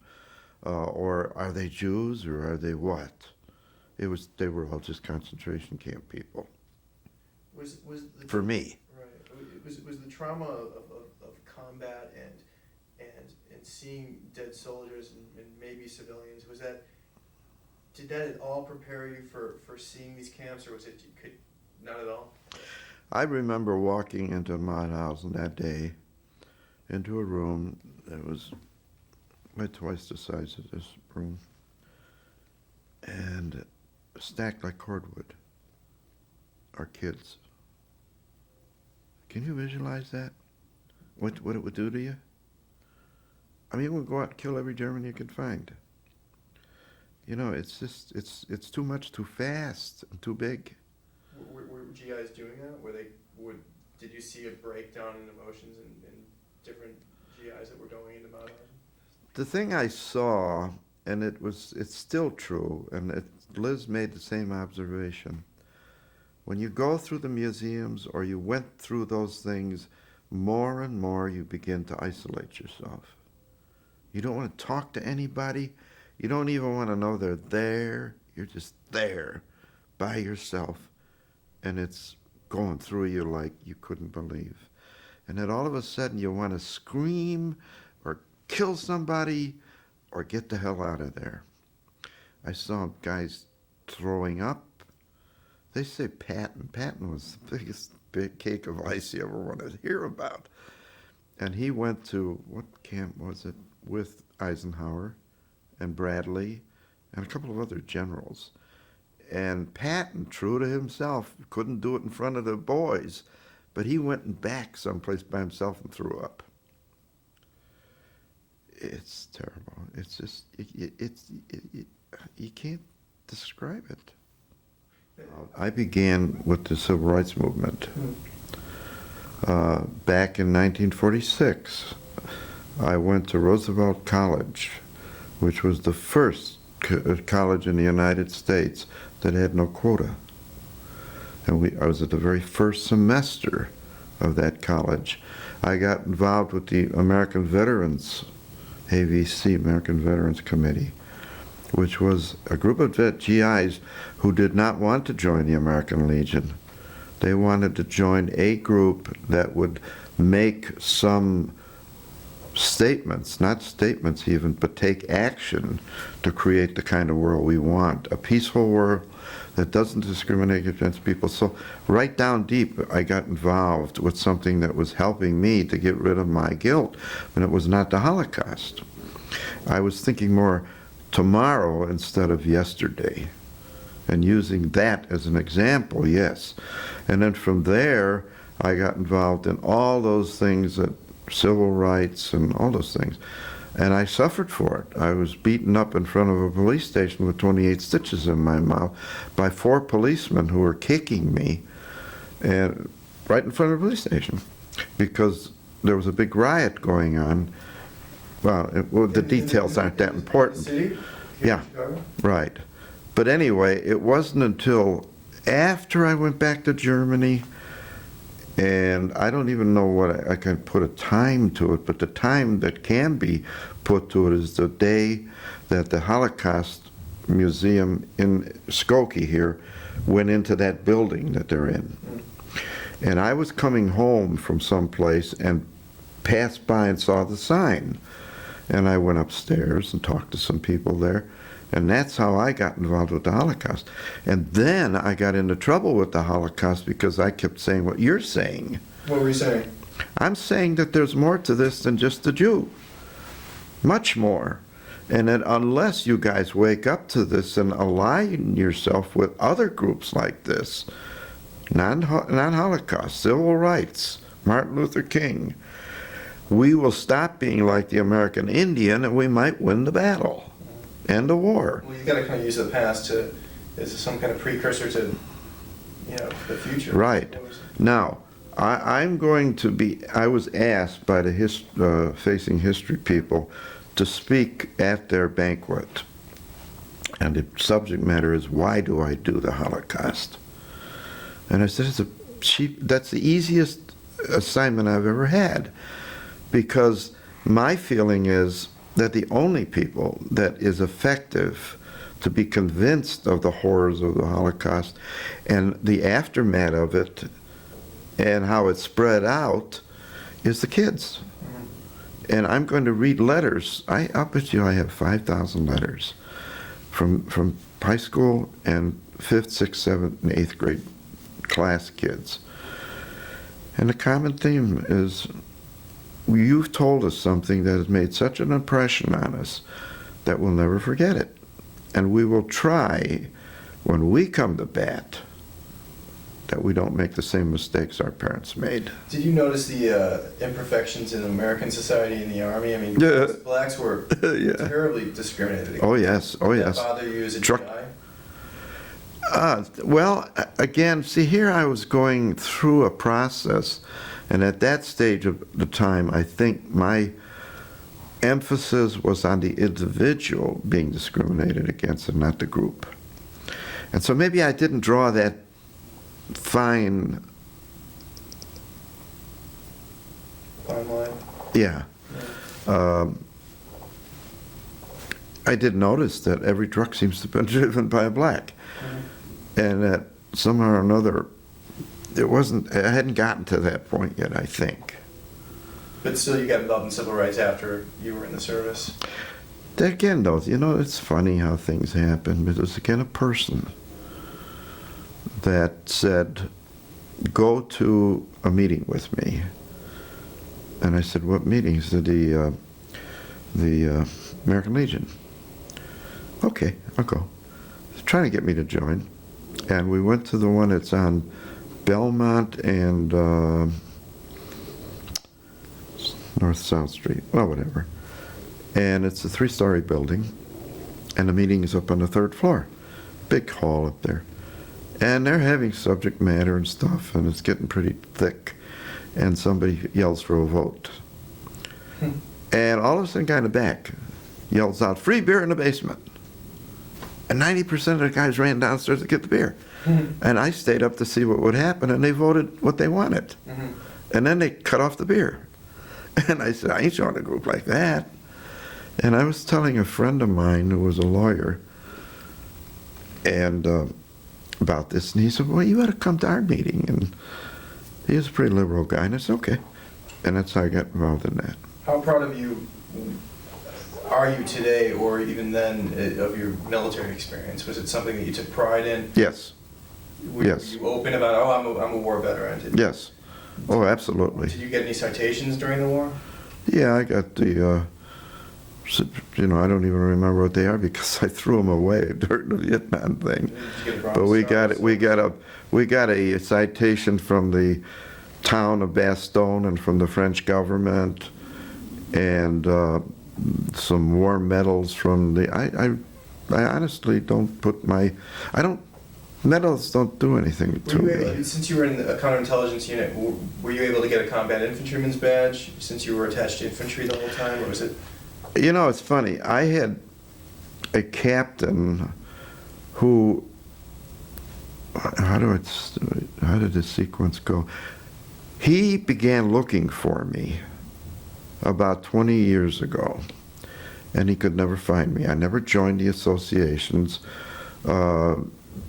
And they always would write me, and I just threw them away. Didn't go to reunions. Just didn't want to remember any of my Army experience and my involvement. Not that I was ashamed of it. I just don't want any memories of it. He finally found me, and we began to correspond.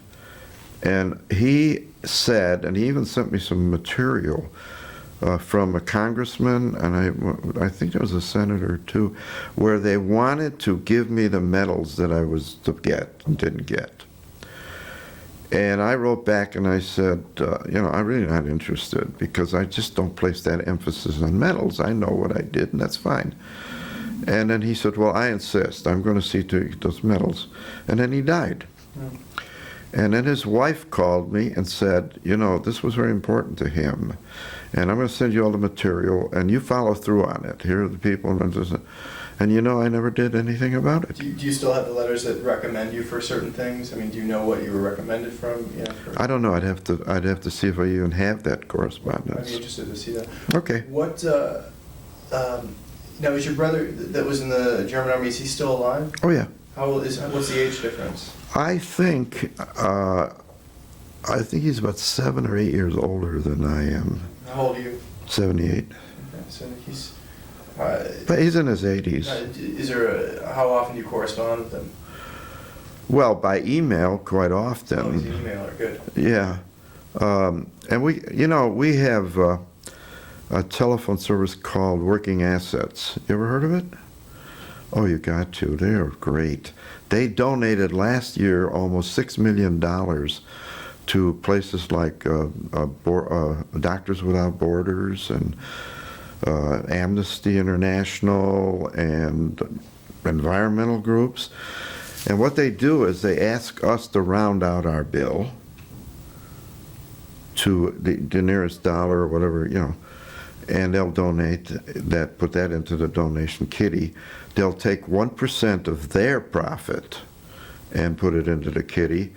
And then at the end of the year, they let us vote on which groups we think should get the money. And it ends up with $6 million this year. Mm. And why did I mention this? I don't know. Correspondence, phone conference. Oh, so now, and their rates are so cheap that we literally can call every single relative, consisting of about 15, by telephone, cheaper than we can send them Christmas cards. So we talk on the phone more than we write. So you have kind of resolved certain feelings. Oh, absolutely. And you can and he has more admitted to my being right than I ever thought he would. He has accepted the fact that he was not really the nicest person for what was being done there, and he did have some responsibility for what happened. I mean, was he present during atrocities? Did he tell you that he'd seen things that were being done, or? No. I think so many of them were on purpose not hearing or seeing. I really do. I remember once we were at a family dinner in Germany, all Germans, and when I don't know how the conversation came up, but he was very vehement about taking the position that You can't correct something you don't know about. And how can you blame us for that? And of course I came up with the usual arguments like, how can you not know that 1 million people are being burned 50 miles from here? You must be able to see the stench, if not feel it. And then it calmed down and we got talking other things. And maybe 2 hours later, he starts telling somebody how he used to deliver meat to Dachau. I mean, and he was so pervasive and so, always convinced you, well, he didn't know anything about it. Maybe I'm wrong. Right. Have you noticed any anti-Semitism when you've gone back to Germany, just in a comment by somebody? Right, but this came to mind because of your question, and I think it shows something. My brother's daughter and his daughter, Liz and I, went to Amsterdam. And while we were there, Liz said, let's go see Anne Frank's house. Okay, so we go to Anne Frank's house. And typical when we go through this, everybody's by themselves. I don't want to be near anybody. And so I'm going through, and when I get to the end, all of a sudden I stop, and I say, oh my God, I'm going to go out there and I'm going to see two people who lived here and are German. And we just went through Anne Frank's house. Well, what am I going to do? How am I going to react? How are they going to react? Are they going to make some snide remark? I was almost afraid to go out, but I did. And they were both out there crying. I mean, it was just wonderful. We embraced, and everybody was crying. Their generation had nothing to do with it. They didn't need a guilt feeling. And they could see and admit and empathize with what they had seen. Now, just to backtrack just a bit, and we don't have that much more to do, but there were non-fraternization rules, for GI. Yeah, right. Did you observe those? I don't know a GI that wasn't sleeping with some German girl. I mean, they actually, and that every officer in the unit knew it, because he was doing the same thing. Even in that context, you have to recognize what's happening to the poor Catholic Church. I mean, you're asking these poor men to do something that's against nature, and not in the process, some of them being too weak to handle it. Have you seen any of the war movies that have come out, like the Private Ryan? Or things like that? Yeah, my son insisted I go with him to see it, and I did. And I tell you the truth, I peed in my pants. Really, it was literally. I did. I just couldn't handle it. Did it remind you of certain events that you've been in? Or? That's interesting, very interesting, because the only real part of it, I think, was on the beaches, and from then on it went Hollywood. Yeah. Terrible. It was just so much Hollywood. It wasn't real. But even that firefight at the end, that wasn't... Oh, that was the worst.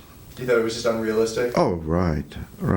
I mean, even to the tune of having streets too narrow for tanks to go down. No, I thought it was terrible. I haven't seen any of the other ones. I just didn't want to, including Band of Brothers, which I hear from guys who, that's about as real as I've seen. It really was. Did you see that? No. But I just don't see those things. I get enough reminder when I make my presentations, and but all the experiences, like what's more vivid to you, the combat experiences or the concentration camp experiences, or different levels, different things. Does anything kind of jog your memory, in normal daily type of activity, or? I think, and again, I'm strictly thinking, I think that the Holocaust affected me more because of who the victims were. Not Jews, people, and non-combat people. 50 million people lost their lives in World War II, and I think something like 95% were civilian. Horrendous. Just horrendous. And that's why when I see on the news this bombing and artillery shelling, You know, Liz and I were talking about it on the way up. And how did that go? Oh, she said, you know, it must be so terrible for those soldiers who have been in that battle for 12 days, being taken back to their camp. And what must they think when they go to that camp? That I'm going to have to go back to that hell again? And I said, Liz, you know, I don't think that's true. There was no battle for them. What it was, and it's something like the Iraq War, it was artillery and airplanes. And these guys never got close enough to be even able to kill a guy with a rifle or kill them. And that's proof positive when you see the casualties. Those casualties were not killed in battle. They were killed in inept equipment. Yeah. And so, you know, being young men and remembering, you do get a certain, you know, primitive feeling about, hey, I'm in combat, or I was in combat, and it was exhilarating.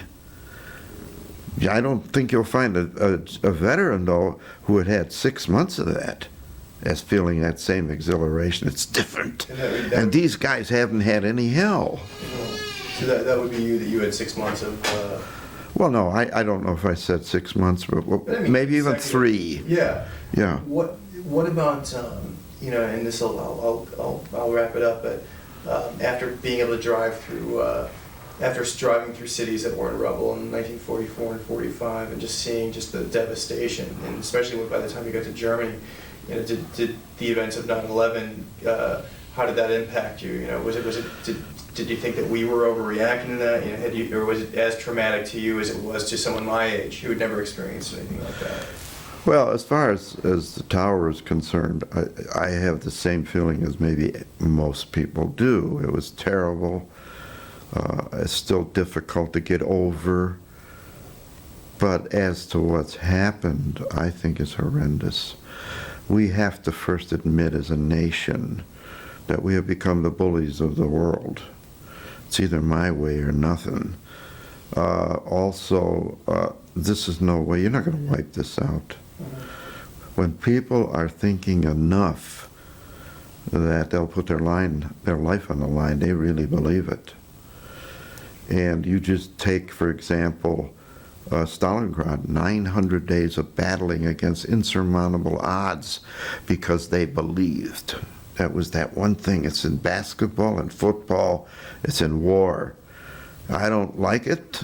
I ain't going to be a good soldier. I believe I will. And I got news for you. The Muslim Islamic world believes. And you may wipe them out, but there'll be new ones coming in every day. And until we... And she said, well, what would you do? I said, well, for openers, I think I would have an altered Marshall Plan concept and think, at least in terms of building and not destroying. And I think the Marshall Plan is a good model to build on. I'm not saying to complete, you know, but we need to change attitudes. I don't need to cotton to you. I'm bigger and stronger. I'm going to knock your head off. Did you think that your participation in the last Great War, did you feel as though that what you did or what people, you know, died doing was to make the world a better place? And, you know, are you still optimistic that what you did make the world a better place? Are you cynical? Was it in vain? Or? You got to put a time frame to it, because I began as a total word. I was totally a neophyte. Mm-hmm. And when I came out here, I was a whole different person. I think I was there at the beginning because that's where somebody decided to put me. And I had a job to do, and I wanted to do the job. I wanted to get another stripe. You know, I wanted to have a lot of things, and that was fine. When I walked out of there, I was a battered, hurt, sick, mentally person. And I needed help, and I got the help. And I was lucky I got the right help. People were there for me. I don't know how that happened. Can I pray to God Almighty that he did the right thing? Was I that lucky? Was I that smart to pick the right people? No, I think everything is accidental. No, but what about with the world events right now? Could we take any lessons and apply them from the last, experience, to what's going on? To do the thing that I'm capable of doing, and that is to scream my opinions and voice my objections, and be damned what happens to me. I think I can do a lot of good with young children, young adults, the high school kids and the upper middle bunch of kids, and it's their turn at bat. They can be. I could sit and talk to the seniors all day long, and they'll tell me they agree, but they won't do it. Julie wants to ask you. I have 2 questions, if it's okay. When we were off Sure. camera before, I know it's going back to what we talked about before. You described a bit about Mauthausen with the curing of the rock. Can you explain that while we are on camera, just a little bit of what that was like? I don't quite understand what You're talking about they made the captured airmen do? Is that what you're Yes, telling you about? exactly. I think we got that on camera. No, it wasn't on camera. that was just routine what they did. Oh, I see. It was not on It camera? was not on No. camera. Oh, okay, sure. It was a punishment camp, which had 2 purposes: to use slave labor for the big ammunition German makers. I think I'm trying to remember the big one, Messerschmitt, that built the airplanes.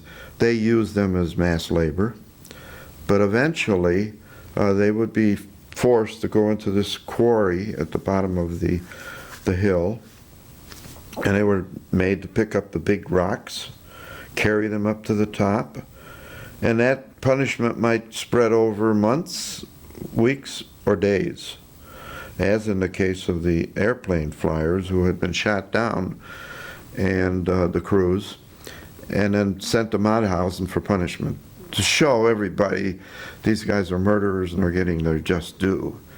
And they were awakened one morning and went down there and started bringing the rocks up until the very last one was dead with no pause.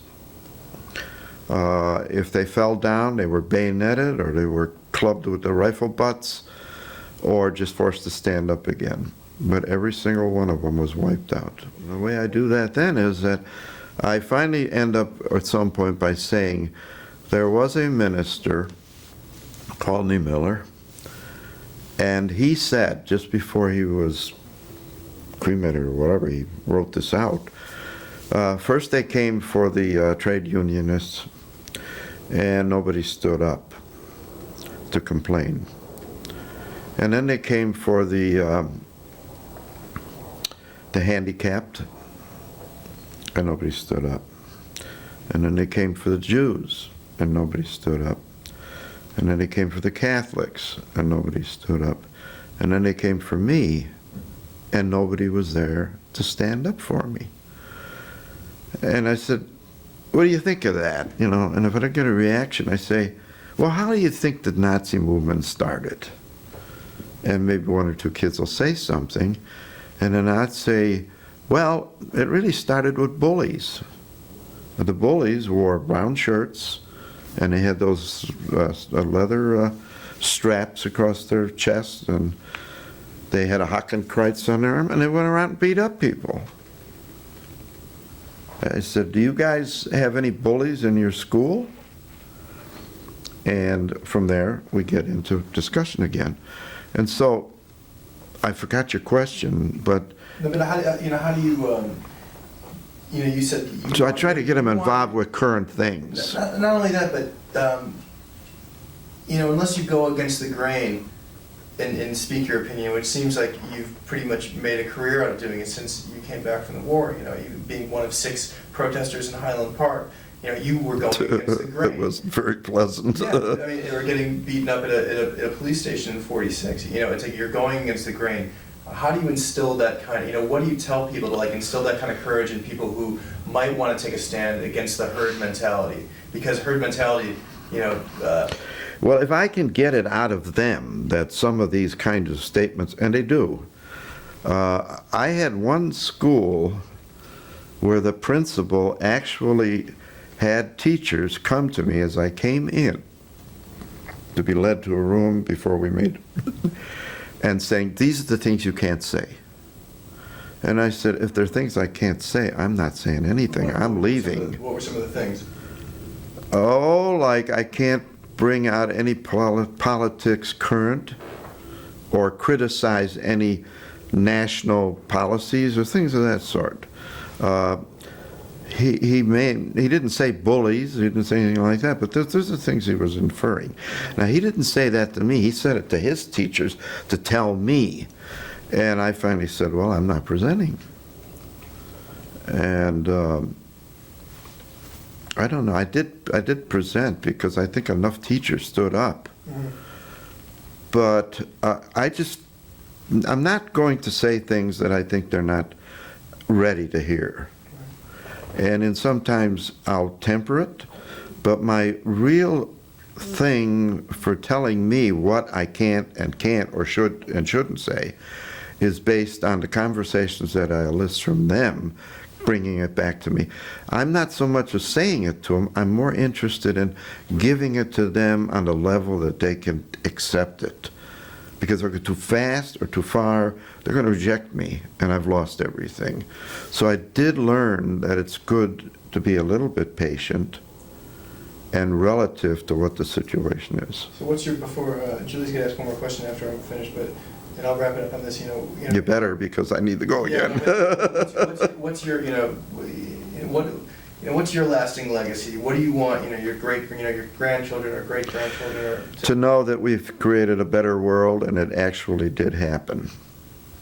And we're still capable of keeping a better world, right? I think so. I still have hope, believe it or not, I have hope. And maybe I'm wrong, but my theory is that it's going to be the international or the worldliness that's going to develop, with the engine being economics. We can gain power through a variety of ways, either with weapons and force or with economic dominance. And we see that happening. These big conglomerates don't want any more bombings. It's detrimental to business. And they can get all the things that they can from their economic dominance that they could get from physical or weaponry, which is always easier to topple than is the economic, if I'm making myself plain. And I feel a great hope that we will preserve this world because of economics. I And- have one last question. You had said earlier in the interview that you became an atheist and then later became a deist. Can you tell us a little bit about this transition in your religion? I mean, how did you start to believe in God afterwards? Well, I guess maybe my past experiences took hold and never were completely dispensed with. I went to a grade school for 8 years in a Catholic school. I have had ambitions at one time to be a priest. I was a good Catholic, and I don't think I ever shed it completely. I think when I made those decisions to be an atheist, it was more in anger than it was in feeling. I think later, as I began to feel humanity and all those things are so vital to achieving what I want, that it was easy for me to find deism. And by really some very popular, powerful people like Franklin and Jefferson, other people admire. So there's no devilishness to it. And I just think it makes sense. I never really total giving up on God. I did it in anger and it wasn't real. Did a particular I think. event move you in that direction from... Well, again, I think 'cause so many things happen to all of us when we change. There's no single event. There's just a series of things that happen. I don't think it's possible. How long you been married, by the way? 51 years. And where'd you meet your wife? At a Greek epitaphio. This is Liz, right? Yeah. Is she Greek? No, No. no. We went to a Greek epitaphio, and I was invited to go along by a very dear friend of mine, who was also a friend of Liz's. but they didn't know that I knew, you know. And the only reason I was invited, because I was the only one could get his hands on a car. And what are your children's names? Lance, who was named after a homosexual that I had a great love for. David, because Liz likes the name David. And Matthew, he just seems to be a Matthew. And they have kids? Are they married? Yeah, I've got 6 grandkids. 4 girls. I always wanted girls. As a matter of fact, my kids really aren't Lance, David, and Matthew. I wanted to name them Christine, Sophia. What the hell was the third? Something. And, but I did get 4 grandkid girls. What are their names?